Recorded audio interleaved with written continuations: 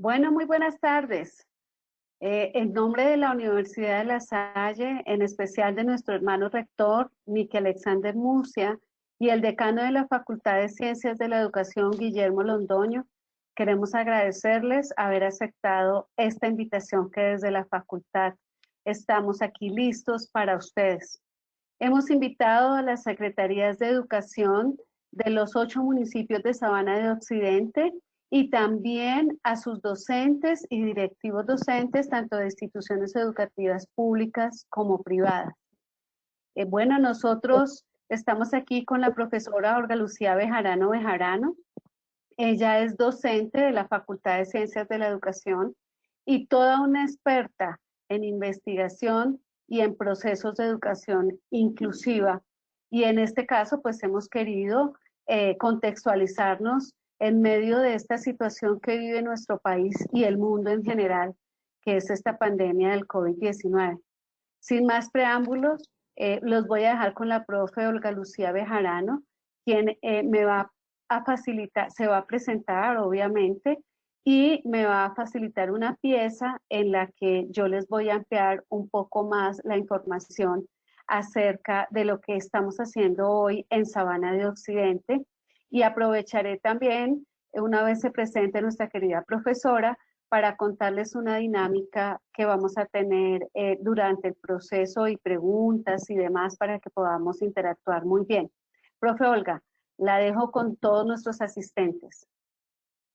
Muchas gracias, profesora Nancy. Muy buenas tardes a todas y a todos. Primero que todo, pues dar gracias a Dios que podemos estar en este encuentro. En nombre de la Universidad de La Salle, como decía Nancy, el hermano Miki Murcia y nuestro decano, el doctor Guillermo Londoño, les damos una calurosa bienvenida a este espacio donde vamos a reflexionar sobre algunos elementos de lo que es hoy en día la educación inclusiva, tomando aspectos de las vivencias y pues de lo que los mismos niños, jóvenes y adultos están atravesando ahora, y ahora pues están incluidos los niños y niñas de la educación regular y la gente, las personas adultas mayores de 70 años, dadas las condiciones de nuestro contexto. También, como ustedes en su mayoría, soy orgullosamente maestra, he sido maestra de aula, soy licenciada en educación especial con una maestría en docencia de la Javeriana, y el año pasado terminé un posgrado de FLACSO, la Facultad Latinoamericana de Ciencias Sociales de Argentina, sobre pedagogías de la diferencia. He sido también pues docente, he trabajado con directivos, docentes de apoyo, he sido profe de apoyo también, y me he desempeñado en diferentes universidades y proyectos de investigación donde se han trabajado los procesos de inclusión, y casi 20 años me desempeñé como profesional en el Instituto Nacional para Sordos. He tenido, gracias a Dios, la bendición de trabajar con niños, jóvenes y adultos con TEA, trastornos de espectro autista, sordos, ciegos, baja visión, discapacidad motora, pero ahorita vamos a reflexionar un poco que la inclusión va más allá de esta población que hemos llamado en condición de discapacidad. Entonces vamos a seguir con la pieza que les mencionó la profesora Nancy. Bueno, profesores, queremos contarles que desde el año pasado nosotros nos encontramos en Sabana de Occidente. Estamos ubicados e hicimos un convenio con, con el municipio de Mosquera. Nos encontramos en la institución educativa La Merced, sede Policarpa Salabarrieta. Esta institución hoy nos acoge y ahí nos encontramos cuando estábamos en clases presenciales, ¿no? Ahora que estamos en remotos, pues estamos ahí trabajando. Nosotros en este momento, en términos de pregrado, estamos trabajando con la Facultad de Ciencias Administrativas y Contables, con Administración de Empresas y Contaduría. También ya trabajamos con estudiantes de Ingeniería de Alimentos, Ingeniería de Automatización, Ingeniería Industrial, y de la Facultad de Ciencias de la Educación, donde trabaja la profe Olguita, tenemos la licenciatura en Español y Lenguas Extranjeras. Eso en cuanto a los pregrados. Ya para los posgrados, estamos trabajando con maestrías para ustedes docentes y directivos docentes. Tenemos una maestría en docencia, que esa es presencial, se trabaja directamente en la sede, tiene una duración pues de 2 años, las 3 maestrías. La maestría en didáctica de las lenguas es a distancia, y la maestría en diseño y gestión de escenarios virtuales de aprendizaje, que también esa es virtual. Nosotros nos encontramos en nuestra sede de 6 a 10 de la noche, de lunes a viernes, y los sábados según la programación. Quisiéramos contarles que pues lo que queremos es acercarnos a la comunidad educativa. También trabajamos temas de investigación, como les decía la profe Olguita. Nosotros en realidad lo que hacemos es que trabajamos en diferentes aristas desde lo pedagógico, pero también desde la calidad, desde otros procesos, paz y demás, desde la Facultad de Ciencias de la Educación, y queremos que ustedes sean partícipes de esos procesos. Por eso pues queremos que ustedes conozcan lo que hacemos. Hemos planteado 3 webinars, hoy con la profesora Olguita, mañana vamos a estar trabajando con el profesor Libardo Pérez. Si los que están asistiendo hoy quisieran asistir mañana, no hay ningún problema, se certifican las 3 asistencias a la charla. Y el miércoles terminamos con una charla del decano que también está relacionada con el tema de las didácticas dentro de los modelos pedagógicos.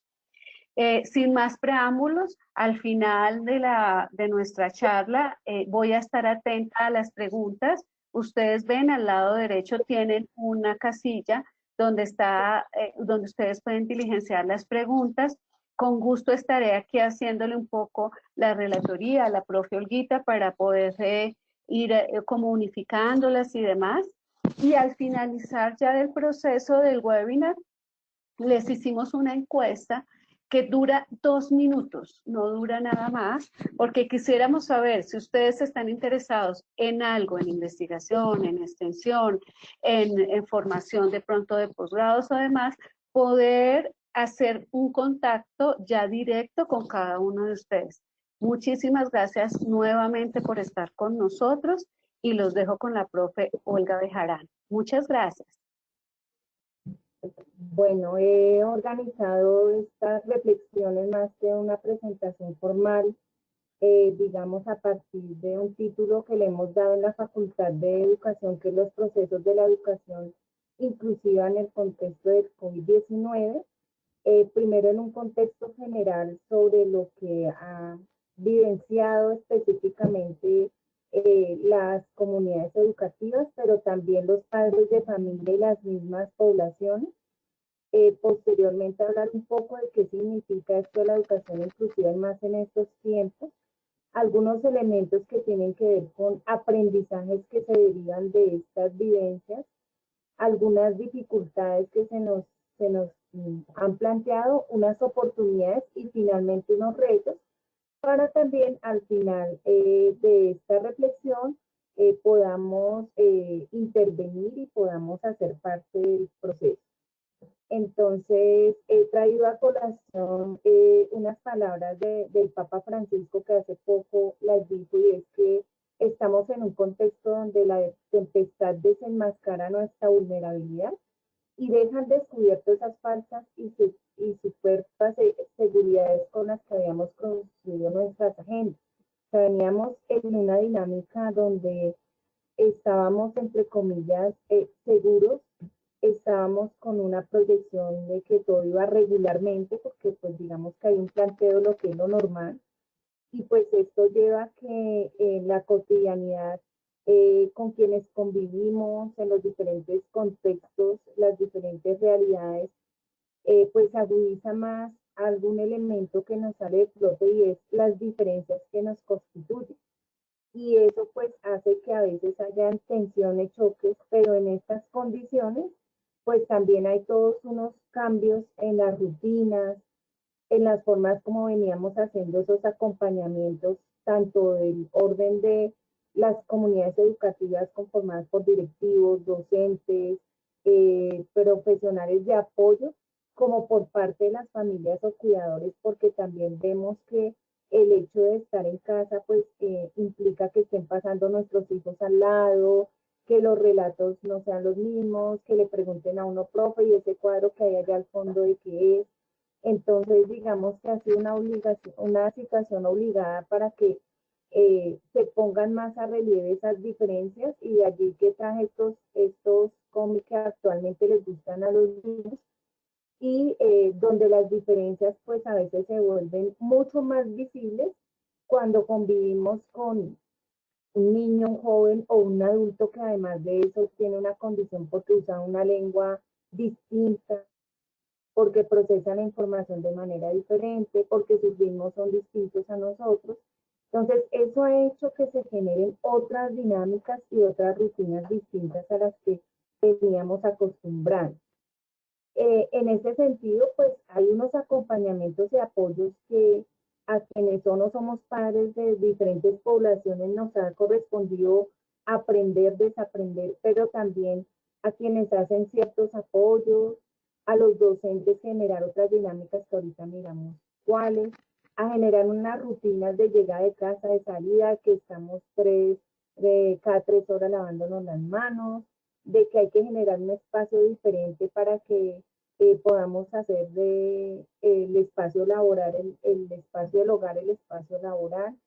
Hay muchas tensiones por todo lo que sabemos que están manejando los medios de comunicación, por lo que vemos a nuestro alrededor, por las sensaciones de incertidumbre para todos que en este momento pues están manejando como efecto de esta pandemia, y que eso es importante tenerlo en cuenta.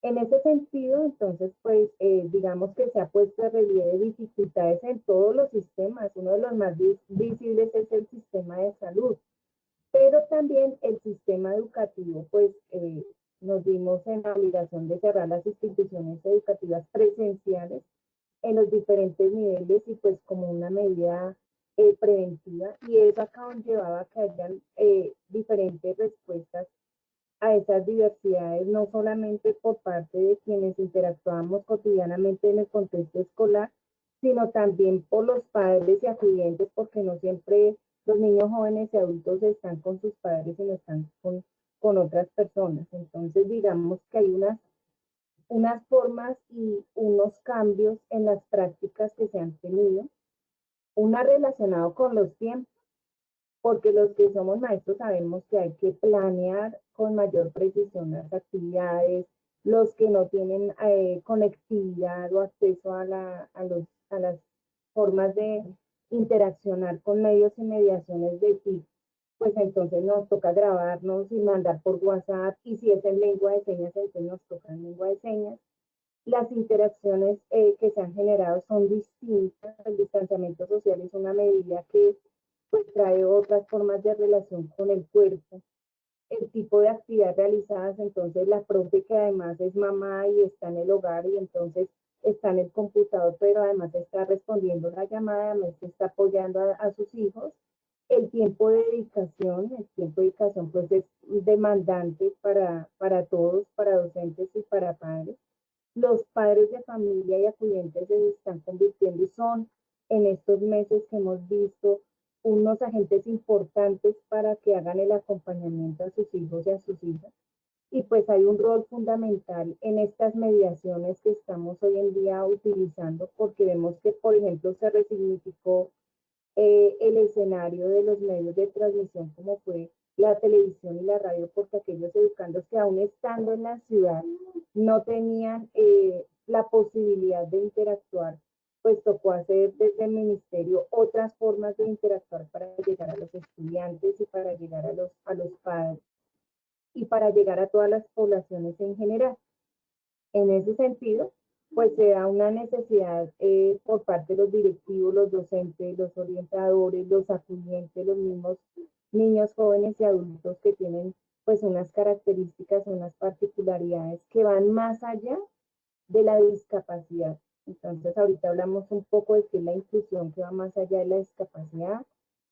Hay una visibilización más de esas diferencias culturales, ideológicas, de una condición, porque hay ahorita una tensión muy fuerte, entonces están saliendo a flote muchas discapacidades de orden psicosocial.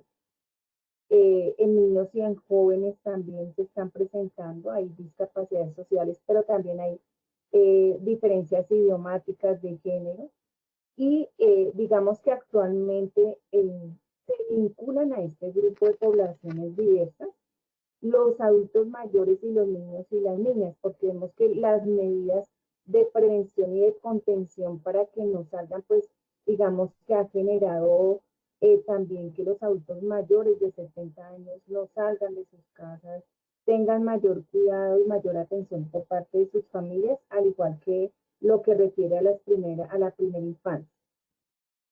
Entonces, en ese sentido, pues hablar de la educación inclusiva en estos tiempos de pandemia, pues lleva a la necesidad de replantear esas concepciones y percepciones que hemos tenido en general sobre asociar y generalizar que solamente aquellos niños y niñas que visiblemente tienen algunas diferencias son quienes pertenecen a los procesos de inclusión. Pero ya vemos que hay investigaciones, prácticas pedagógicas y la misma experiencia que hemos vivido. Es más, ahorita todos estamos siendo sujetos vulnerados por lo que nos está pasando. Entonces ha posibilitado trascender y realizar un cambio de tal asociación que se hacía, donde se señalaba solamente a la normal, al atípico, al diferente, y pues ha ampliado el rango de lo que sería la educación inclusiva.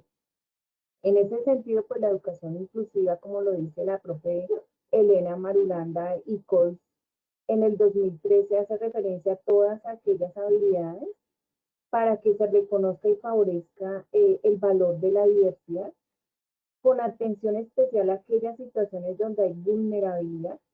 Y la idea es que haya un respeto a esas diferencias, a vivir con nosotros, que a veces a todos nos cuesta, uno dice sí, el otro es diferente, pero cuando ya la diferencia vive con nosotros, es, digamos, es otra voz. Y garantizar la participación equitativa de todos los miembros, pues, de la comunidad educativa, y en este caso de una modalidad, una estrategia que se ha llamado la escuela en casa. Entonces, esa propuesta de educación inclusiva, pues a qué conllevan, a que tengamos otras miradas sobre nosotros y sobre los otros, con otras formas de interactuar, con otras prácticas que no veníamos acostumbrados y que nos ha costado a todos adaptarnos, con unos procesos de acompañamiento, de escucha, de tener en cuenta al otro, de narrar, de expresar emociones y sentimientos, de un proceso que se llama la comprensión de la situación. Porque a veces, por ejemplo, que día hablamos con un niño ciego de 12 años y él refería que toda la gente afuera se había muerto, porque nadie le contextualizó qué era lo que había pasado con la situación, que la pandemia, qué efectos trae, por qué no vuelve a su colegio y por qué no vuelve a salir. También pues ha generado condiciones de los docentes, condiciones de los padres y condiciones pues, de la misma población. Y en ese sentido, pues la educación inclusiva en tiempos de pandemia de COVID-19 nos lleva a pensar de otra manera lo que ya se había pensado. O sea, si bien, por ejemplo, estamos hablando de exclusión, hay que volver a pensar cómo más estamos siendo excluidos, cómo el sistema de salud, pero el sistema educativo genera otras formas de relación y de asumir al sujeto. Habría que tener en cuenta entonces en todas las propuestas educativas, desde educación inicial hasta educación superior, cuál es la visión que tenemos de currículo flexible. Es decir, si un estudiante que no puede entrar a la clase porque Teams no le sirve, entonces yo lo voy a rajar por las fallas, o tengo en cuenta qué aspectos de participación del educante. Si los estudiantes no tienen las condiciones para ingresar a esas plataformas, de qué otras maneras. Entonces, ahorita hablamos de cómo eso ha generado otros cambios en las prácticas, especialmente de todos los docentes en todos los territorios, sea rural, urbano, de generar unas propuestas de evaluación desde una perspectiva que se llama evaluación diferencial, que nos ponen un reto no solo de calificar, sino de valorar aquellos elementos que están sintiendo los niños, jóvenes y adultos. Eso nos lleva también a generar unos ajustes razonables en las dinámicas escolares, y más aún cuando se realizan en clase, en la casa. Es decir, hay que ajustar los horarios, los acompañamientos, quién está acompañando al niño joven, si el papá lo está acompañando, pero el papá no es el que está recibiendo la clase directamente, o a veces los papás reciben la clase para que a su vez después lo reproduzcan con sus hijos para que sea más fácil, como está pasando en el caso de algunos niños y jóvenes con trastorno espectro autista.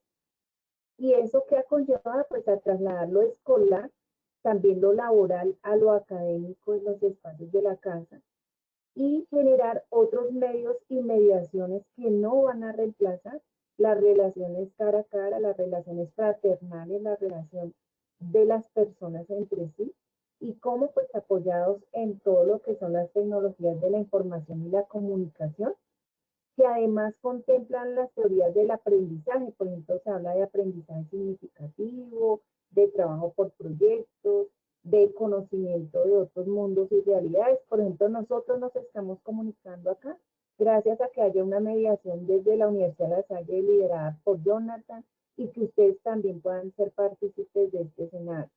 Los celulares se han convertido también en una mediación. El WhatsApp para muchos ha sido un medio de comunicación o de enviar los talleres o las tareas y otras redes sociales. Y como les decía, en algunos casos pues se ha retomado lo que ha generado la formación a distancia a través de programas de radio y televisión. Si alguno quiere interrumpir y preguntarme, lo puede hacer, o si tienen preguntas o al final también lo pueden hacer. Entonces, esa educación inclusiva nos lleva a unas formas de convivencia, actividades de la vida cotidiana en el hogar, que nos hacen pensar de una manera más flexible, con ajustes y adecuaciones, como ven la mamá acá planchando, pero además acompañando al niño, pero además trabajando. Entonces, ajustar ritmos, horarios. Los espacios íntimos se convierten en espacios donde hay otras narraciones, hay otras intervenciones con quienes convivimos, otras formas de relacionarnos y un rol distinto y trascendental que cumple actualmente las familias y los cuidadores, que no es la familia, sino son las familias, porque hay, como vemos, multiplicidad de formas de relacionar. Profe Olguita, Señora, al señora, parecer no se te está escuchando. Sí ¿ahí se me oye, escucha? solo que hay que hablar más Ay, fuerte. bueno, le subí el volumen igual al computador. ¿Ahí me escuchan bien? Sí. Muchas gracias. En ese sentido, pues habría que pensarnos en cómo promover la participación de estos niños, niñas, jóvenes y adultos en las charlas de la cotidianidad, en la información nueva que nos está llegando, en tomar decisiones sobre la cotidianidad y en general en tener algo que el profe Carlos Escribá llama actitudes de acogida y bienvenida, porque a veces por las tensiones, por las exigencias, por la situación económica, pues nos vemos abocados a que nos volvemos reactivos. Entonces uno ya sale a la calle y ya no quiere que nadie lo toque, que nadie se acerque, y uno tampoco a los demás, porque todos somos sujetos de COVID en este momento. ¿Cómo? Pues generando, es la utopía, ¿no? Ambientes más cálidos de conversación, de estar junto a, de acompañar es estar junto a, yo puedo estar a distancia, pero un mensaje o una llamada o una videollamada puede hacer que cambien comportamientos, actitudes, miedos, temores que se están viviendo, con otros cambios en actividades de cuidado y autocuidado. Mire que nosotros no teníamos las prácticas que estamos teniendo de dejar los zapatos afuera, de limpiarlos con vinagre o con licor, de estarnos lavando las manos permanentemente, pero además también en otros que hablan otro idioma o en otras poblaciones hay que generar, miren que, por ejemplo, en salud, secretarías de salud de otros contextos se están generando formación pedagógica porque las poblaciones no están acostumbradas a lavarse las manos o a lavar los alimentos antes de digerirlos, entonces es empezar a reformar otras prácticas que se tienen. Y la idea es que esas prácticas pues tengan sentido y significado para los niños y jóvenes, porque a veces, como utilizó un estudiante el semestre pasado que dijo, profe, es que usted a veces nos deja en visto. Yo no entendía y era lo contrario, es que ellos lo dejan a uno en visto y uno, si me escuchan, está todo el tiempo como retroalimentando. Usted me escucha porque se siente que uno está hablando solo. Y aquí, a propósito de la educación inclusiva, pues nos cae muy bien un concepto que se ha venido trabajando y que, si bien proviene específicamente del campo de la arquitectura, nos ha generado, nos ha aportado muchísimo, que es el diseño universal del aprendizaje. Y ese es comprendido como un posible camino, pero además como una filosofía donde todos nos vemos beneficiados por el tipo de experiencias que genera, por la accesibilidad a la información y porque en general podamos participar. Entonces, así yo no sea sordo, pero si hay un abuelito que lee closed caption, pues es una manera de generar participación y accesibilidad a la información que se está dando. Anticiparles a los niños y jóvenes lo que está pasando. Nos llegó a todos y no estábamos informados de qué era lo que pasaba, de qué significa esto, de qué es una pandemia. Entonces, digamos que acceder a la información y a las diferentes formas de participación para generar otras experiencias es una apuesta del DUA, que se llama DUA en abreviado, Diseño Universal del Aprendizaje. ¿Y eso qué significa? Pues que haya accesibilidad a la información tanto individual como colectiva, con explicaciones sencillas. A veces pensamos que el que habla más enredado es el mejor, confunde reinaras, no. Entre más sencillo y hagamos la vida fácil de los niños y jóvenes y de nosotros mismos, pues va a ser mucho más llevadera la situación, de ser tenido en cuenta, es decir, de tener en cuenta eh, gustos, diferencias, tener voz, anticipar situaciones, por ejemplo, acudir al uso de pictogramas en el caso de que no lo sepan, o por ejemplo, actualmente hay muchos niños, jóvenes y adultos que acuden a los noticieros que tienen LSCA en abreviado lengua de señas colombiana, que los padres puedan también compartir con ellos escenarios de lectura, de narrarles historias, de leer en voz alta, que eso lo perdimos por las dinámicas que veníamos en una dinámica donde no nos quedaba tiempo de respirar y ahora estamos en casa y tampoco, pero bueno, digamos que se han generado otras dinámicas distintas. Acudir, por ejemplo, a los niños y jóvenes en este momento les está gustando muchísimo cocinar, entonces hagamos una receta, compartamos gustos, diferencias, a veces las diferencias a veces también nos complementan. Entonces, la idea es que desde esa educación incluyente podamos atender a las personas con características particulares desde un enfoque de derechos humanos, dado que no solo las noticias, sino en la vida real vemos, e ICBF lo está reportando, y aunque están diciendo que podemos dar los garrotazos porque ICBF está cerrado, pero eso no es así, es más, hay una contratación más amplia, están siendo vulnerados los derechos y mucho más de las poblaciones, digamos, minoritarias o con ciertas características.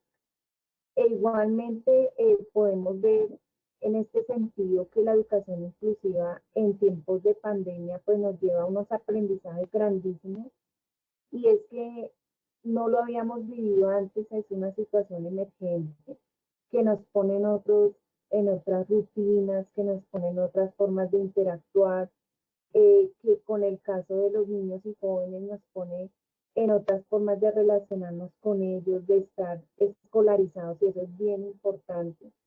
En el caso del contexto escolar, pues ha tenido que flexibilizarse los tiempos, algunos empezaron con 2 horas, otros envían videos, otros están enviando talleres que previamente los docentes hacen para que puedan llegar a los niños. Acudir a diferentes formas de explicar, nos ha tocado aprender otras formas que no teníamos antes para llegar a los educandos, acudir a estrategias pedagógicas y didácticas. Yo creo que yo solo hablando de esto, yo los aburriría a ustedes, pero si ustedes ven los muñequitos, los colores, ¿qué pasa? Llama la atención. Si yo subo y bajo la voz, también eso hace que llame la atención. Entonces, digamos que la didáctica visual se ha puesto al servicio en estos tiempos de poder trabajar con los niños y jóvenes y adultos, utilizar diferentes medios y recursos para que podamos desarrollar los espacios en los cuales estamos. Y otro aprendizaje es que a todos nos ha correspondido aprender, nos ha tocado hacer cursos, nos ha tocado aprender a usar las plataformas que antes no conocíamos, Google Meet para quienes tienen Gmail, la TIC, Zoom, bueno, las diferentes formas de relación y eso, los maestros no por tener una profesión, un pregrado, un doctorado, no nos descarta de que no podamos aprender, pero siempre teniendo presente que son mediadores en la interacción de los aprendizajes, eso es algo fundamental. Entonces, ha sido un resignificar lo que ya teníamos a otros escenarios que no teníamos y que algunos tenemos al alcance. Entonces, actualizar nuestros conocimientos, eh, la apropiación en el uso de la mediación de estos conocimientos y saberes a través de TIC, que algunas de las generaciones nuevas son llamadas nacientes en el contexto de los TIC, en cambio nosotros no, porque nos ha tocado ir atrás de ellos y casi que irles corriendo. Otro aprendizaje es que se han generado espacios de flexibilidad ante ciertas dificultades que han presentado la familia, los educandos, a interactuar y visualizar la información desde diferentes áreas de conocimiento de manera diferente, con otras perspectivas, acudiendo, por ejemplo, a la elaboración de videos, de guías, de talleres para poder llegar a los educandos. Yo creo que algo importante que nos ha surgido a todos los directivos y docentes, ustedes que están allí lo pueden reafirmar, en que sigamos liderando y fortaleciendo ese liderazgo pedagógico amoroso y comprensivo ante todas las situaciones que se han pasado en nuestros días, en encuentros, en preocuparse qué le pasa a ese estudiante, por qué ha faltado tanto, si estará entendiendo, cómo le llegó a él, cómo se sentirá, cómo está la familia, cómo se sienten ustedes. Y también en acciones asincrónicas, que no es llenarles de tareas y estar 8 o 9 horas frente a las pantallas, tanto los docentes como los estudiantes, porque eso genera pues agotamiento, ¿no? A cualquiera le genera agotamiento, dolor de espalda, eh, no se va al baño, entonces eso genera también otras tensiones. En esta casa también ha posibilitado que la escuela en casa, como estrategia, pues podamos interactuar y compartir, generar unas relaciones de cuidado y autocuidado, también a comprender la situación que nos está pasando a nivel mundial, porque esto es todo un movimiento que nos ha generado tensión a nivel mundial, a crear otros juegos, algunos a volver a los juegos de mesa como el ajedrez, el parqués. En algunos casos, aunque los niños y jóvenes tienen competencias y habilidades, digamos, de esos escenarios de TIC, también es importante que ellos los perfilen para propósitos de tipo académico y que no son solo lúdicos. Entonces, por ejemplo, hay personas que están haciendo ejercicio en casa que son muy juiciosos, otros dedicados unos tiempos a las tareas domésticas, a leer, a hablar con la familia, a generar unas acciones de tiempo libre que antes no teníamos ni tiempo, ahora un poquito más, pero bueno, lo estamos manejando diferente, a jugar. Y allí también se suma que dentro de las dificultades están, digamos, que a todos nos cogió sin planear previamente cómo responder a esta situación. Entonces, pues digamos que las medidas contingentes que se asumieron inicialmente por los docentes y todas las instituciones, pues no estaban al alcance de todos. Eso significó replantearlas y replanearlas. También vemos como dificultad que no haya accesibilidad por parte de todos los niños, jóvenes y adultos para llegar a ellos en procesos formativos. Vemos que algunos se van a ciertos lugares o no tienen el internet o no tienen cómo acceder por la parte de recursos a este tipo de tecnología.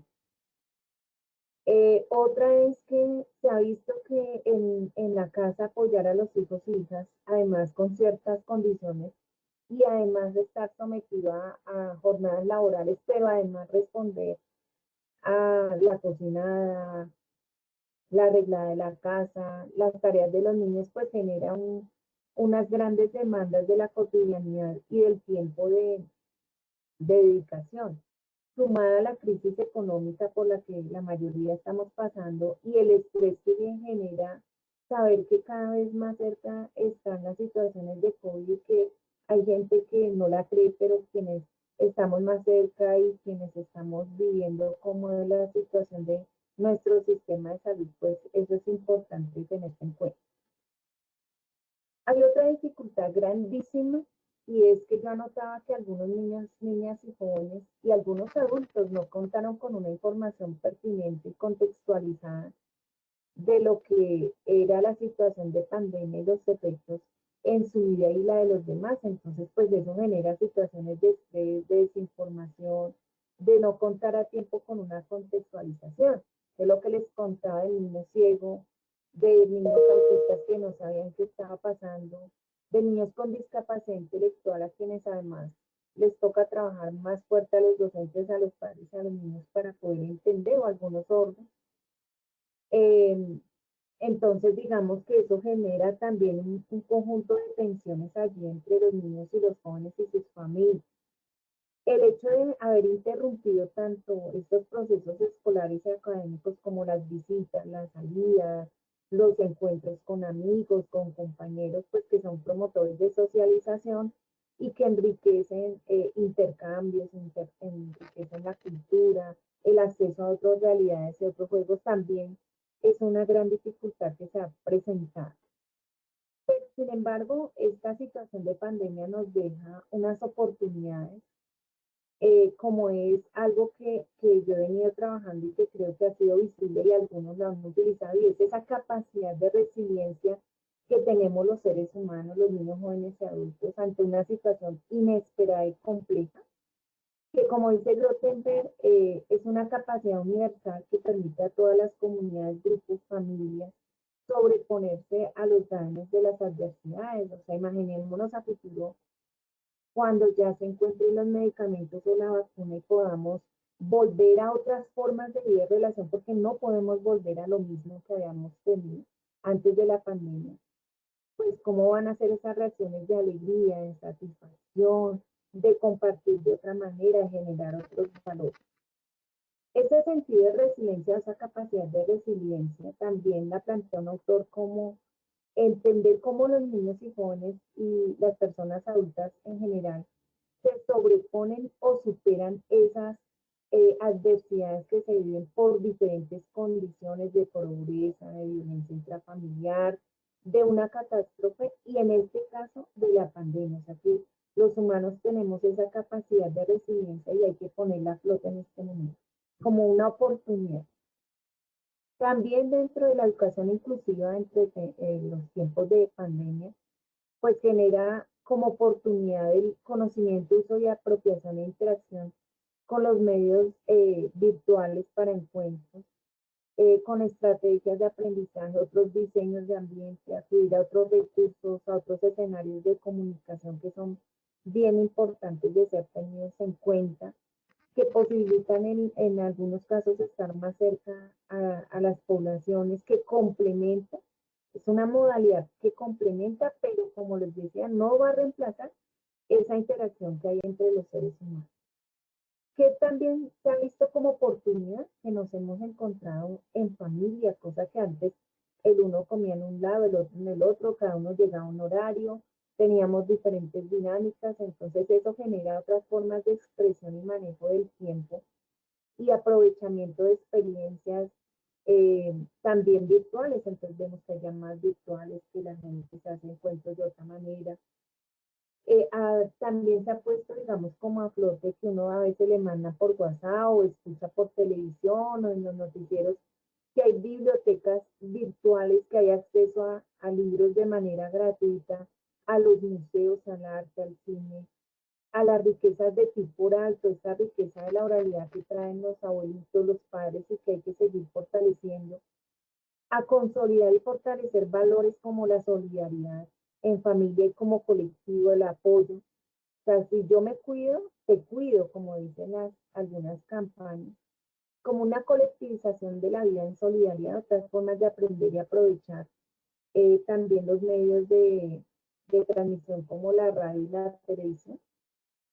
Hay otra oportunidad grandísima y es acrecentar la idea de trascendencia, cualquiera que sea la idea que tengamos o las prácticas que tengamos, en encuentros pues familiares o congregándose para diferentes propósitos en una situación de crisis, donde se ha generado pues la incertidumbre, la desesperanza y pues eso posibilita la idea de trascendencia en un ser superior, cultivar la fe y la esperanza, e igual replantear rutinas y usos del tiempo libre y unión y vínculo familiar.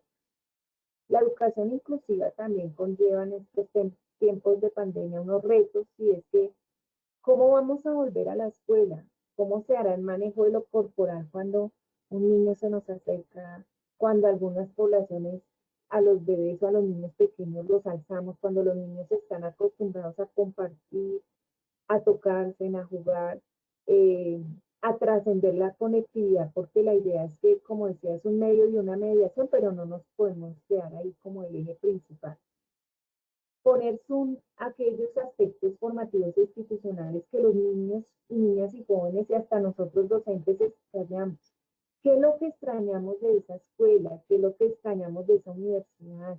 ¿Qué es lo que extrañamos de esas interacciones que vivíamos en esa cotidianidad y por qué le damos sentido y significado?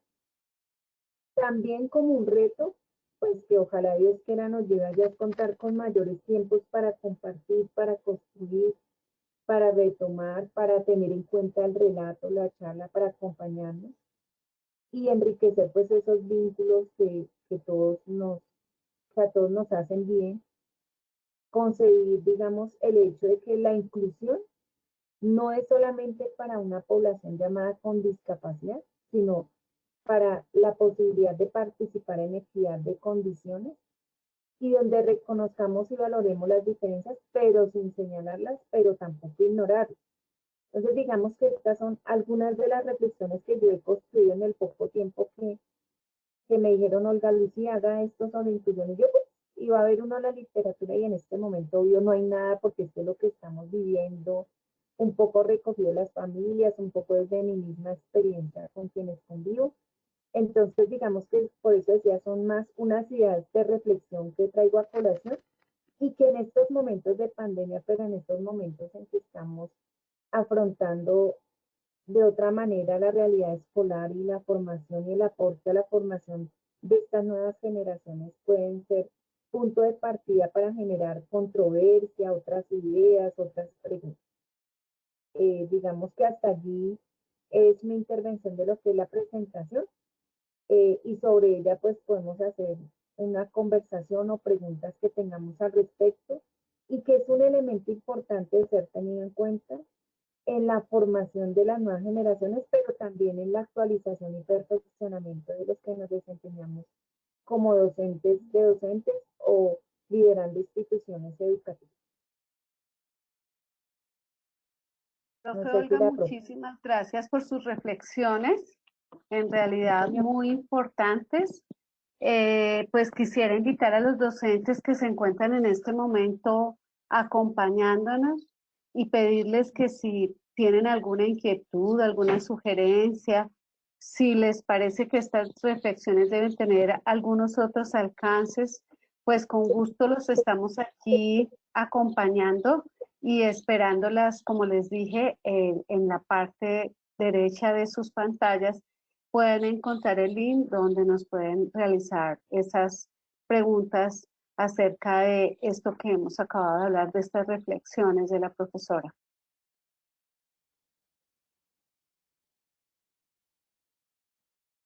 Están muy tímidos nuestros asistentes. Parece un poco como cuando estamos con los estudiantes. No me dejen en visto, por favor.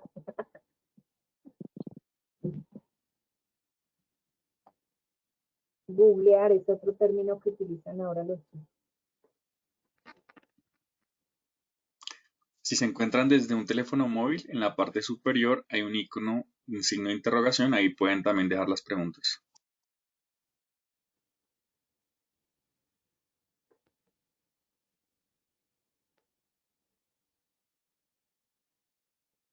No hay preguntas. Todo claro, todo confuso, no se suscitaron preguntas. Y pues no se suscitaron preguntas en realidad. La profe Aida Soto tiene su mano levantada. Profe Aida, la veo con su mano levantada.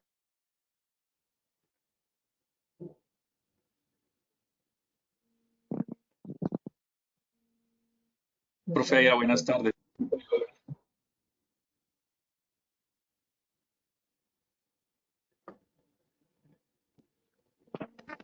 Ahí le intentamos habilitar el audio a la profesora Aida. Profe Aida, No, no se le escucha o no. También tiene la mano levantada Catherine Bermúdez. profe Catherine, siga, por favor.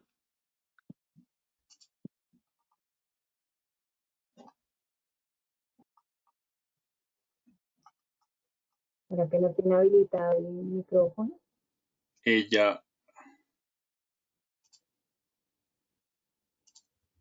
ya miramos.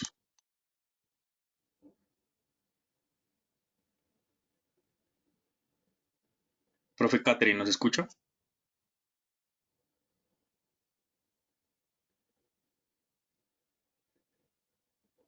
Ahí ya aparece habilitada con el micrófono habilitado. La profe Catherine, si desea, nos puede hablar ya.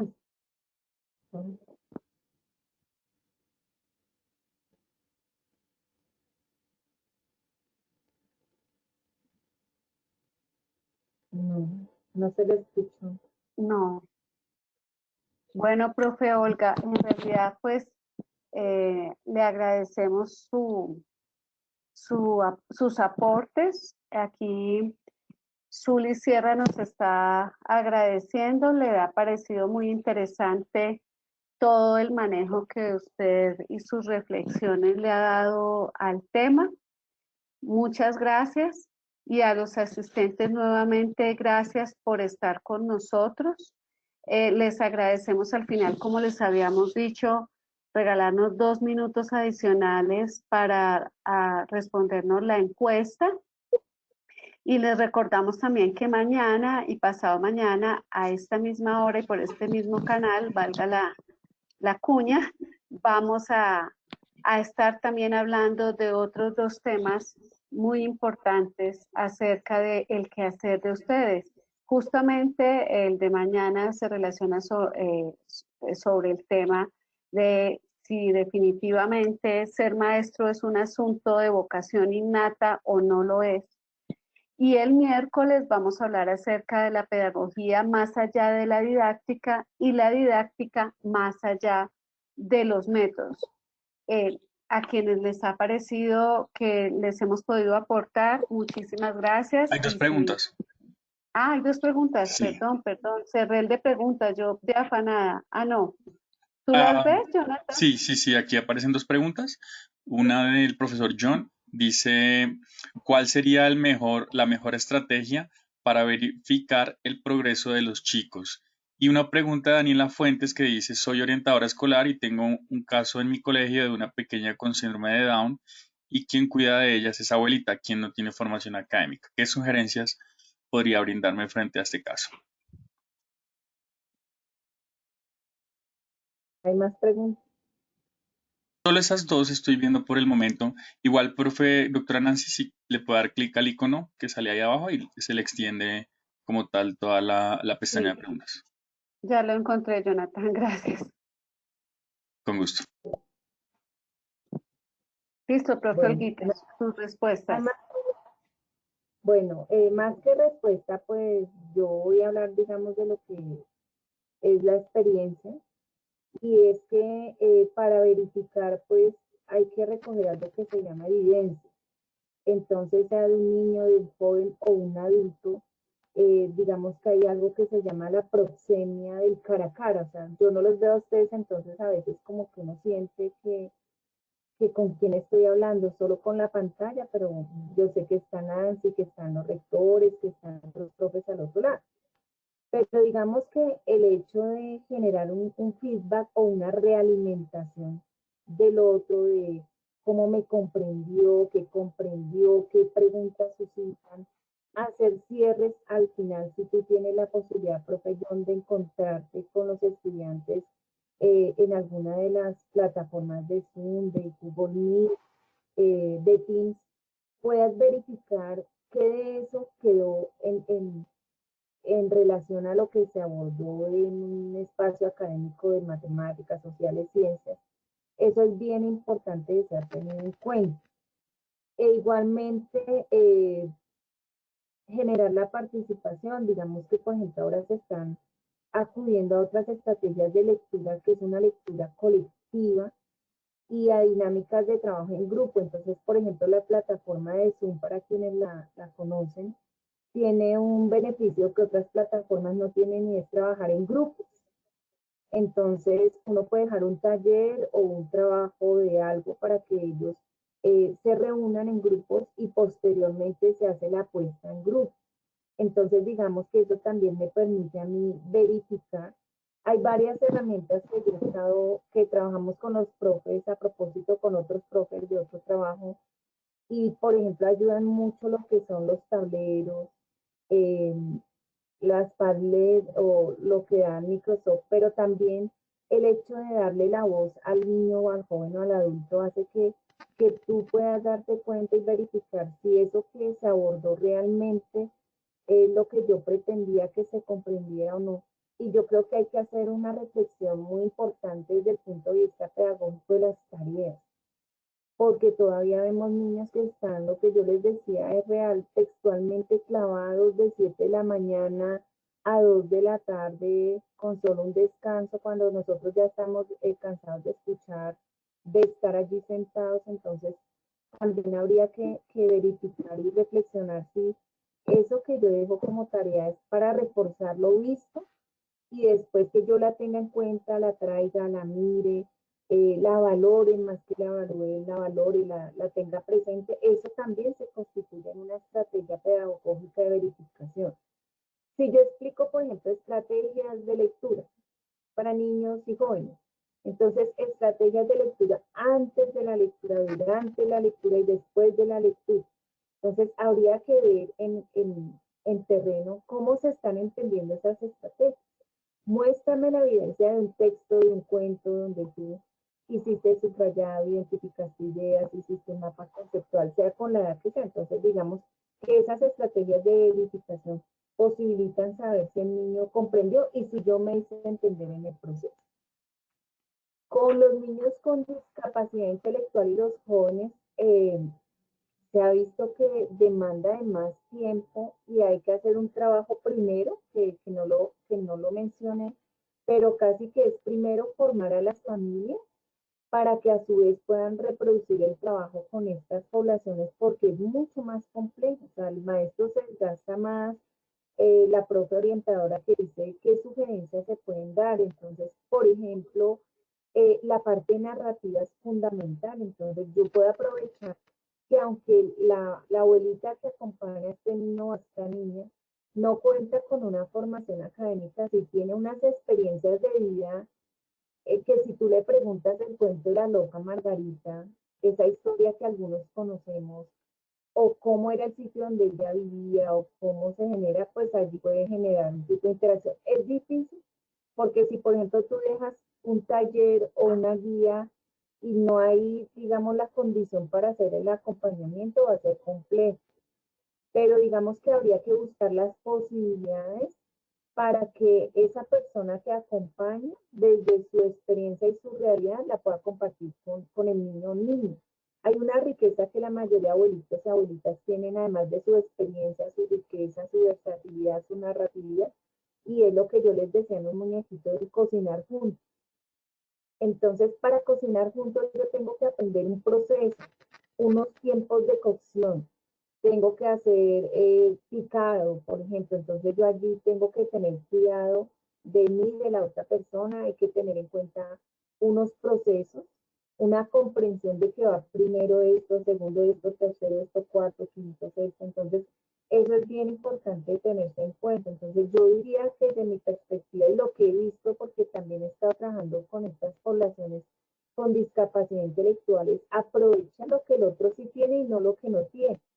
Porque si me quedo en lo que no tiene va a ser mucho más complicado. Entonces yo te sugeriría que la parte narrativa de riqueza oral, la parte de experiencia de vida como persona ya adulta mayor que tiene un bagaje y unas vivencias que otros no tenemos, y también la parte de cocinar juntos generaría otras prácticas y otras formas, y yo le diría, si de pronto el niño sabe tomar una foto, envíame una foto de él cocinando o haciendo una sopa o haciendo el arroz y que yo le explique el proceso. O sea, cognitivamente uno no lo hace explícito y como lo ve cotidiano, no lo ve así como en esa dimensión, pero sí implica unos procesos complejos del pensamiento superior que de pronto no los habíamos pensado antes. Y también acompañarlo de guías donde lo visual sea un elemento importante, anticiparle también, tener en cuenta esos elementos es bien importante, más allá de dejarle un trabajo donde él tenga que hacer un desempeño X o Y, habría que articular lo académico con eso cotidiano y con esas vivencias que estoy planteando. No sé si hayan preguntas, no tengo todas las respuestas porque igual pues es un proceso emergente nuevo, pero sí sé que me ha tocado construir cosas para los sordos, para niños y jóvenes con discapacidad, explicarle a los profes de otras maneras, poder ponerme en evidencia yo misma. Yo decía, ¿cómo le voy a llegar a estos profes? Yo sola hablando carreta, no. Además, no hay teoría. Si ustedes entran a internet, a San Google, a Google Académico, si googlean todo, no hay nada de esto escrito en ningún lado. Entonces, yo hice primero un escrito y después de ese escrito se hice la presentación y decía, ¿cómo les llego a ellos que se sientan agradados, que no lo vean como tedioso, aburrido, además porque uno siente que estoy hablando yo con yo, entonces digamos que eso también se pone en evidencia entre nosotros los profes. No sé si hay más preguntas. Profe, el profe John inicialmente tuvo problemas con su ingreso, pero le está agradeciendo por la respuesta. La profe Luz Estela también le dice que muchas gracias. La profe Sandra Romero, que le pareció muy claro y que coincide con la realidad que vivimos. Muchas gracias también, le está diciendo Mari Yurani, que muy productiva, sobre todo para su quehacer pedagógico. No encuentro más preguntas, no sé si alguno de los docentes quisiera que le habilitemos el micrófono o si ya estaríamos. ¿Tú ves, Jonathan, algún docente con la mano levantada? Sí, doctora Dolis, la profesora Dolis. La profesora Dolis Angerly Barragán. Profe, ya le abrieron el micrófono, si usted desea, la escuchamos.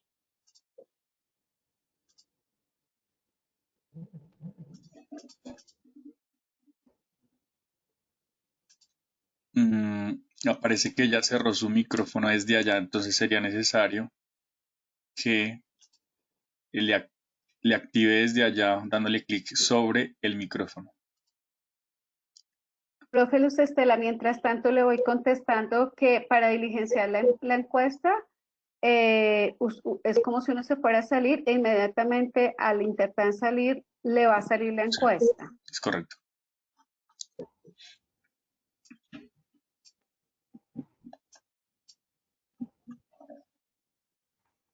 ¿La profe ya pudo activar su micrófono? No, ya bajó la mano. Ah, ok. Ah, Bueno. bueno, Bueno, profes, Dios los bendiga. De parte, nuevamente, yo soy la directora de la sede mosquera de la Universidad de La Salle. Estamos a su entera disposición. La profe Olga se va a despedir de ustedes en nombre de la Facultad de Ciencias de la Educación. Los apreciamos mucho.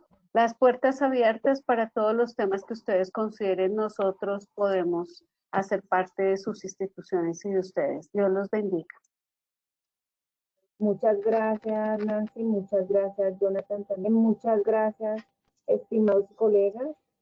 Sabemos que es un tiempo duro, es un tiempo demandante para todos, solamente quienes lo vivimos lo sabemos, pero también hemos hecho contención de grupo, que sabemos que los que nos formamos de atrás de datas atrás sabemos que es la contención de grupo, escuchar a nuestros estudiantes es importante, generar, facilitarles la vida, no complicarles, porque de hecho vivimos en una tensión compleja, entonces invitarlos a, pues uno, a seguir en oración, dos, seguirnos cuidando, seguir con nuestro don de generar cambios y transformaciones colectivas.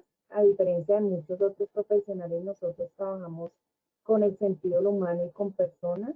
Agradecerles por su tiempo, por su disposición, por su atención, porque a veces uno puede estar en otra onda o salirse, pero por lo que percibo estuvieron muy atentos. Si es posible, no sé si puedan compartir la presentación, igual yo voy a cualificar estas notas y este escrito, un artículo, porque cuando me dice a mí Guillermo del tema, yo, pues uno tiene prácticas y ha reflexionado, pero lo teórico, pero cuando ya te dicen de esta realidad que estamos viviendo, pues ya es otra cosa diferente y es una realidad que a todos nos atañe, que nos está tocando y que todos en este momento estamos siendo sujetos de inclusión, que no debería ni de llamarse así, pero es lo que hay en el medio, entonces hay que aprovechar también lo que hay. Dios los bendiga y éxitos en todo y adelante seguimos unidos en oración. Con fe y mucha esperanza. En nombre de la facultad, muchas gracias. En nombre del hermano Miki, también Miki Alexander, muchas gracias. Y seguimos pendientes, como decía la profe Nancy, lo que ustedes requieran, estamos atentos para alguna necesidad o requerimiento que podamos responder. Un abrazo fraternal a todos. Muchas gracias y hasta mañana.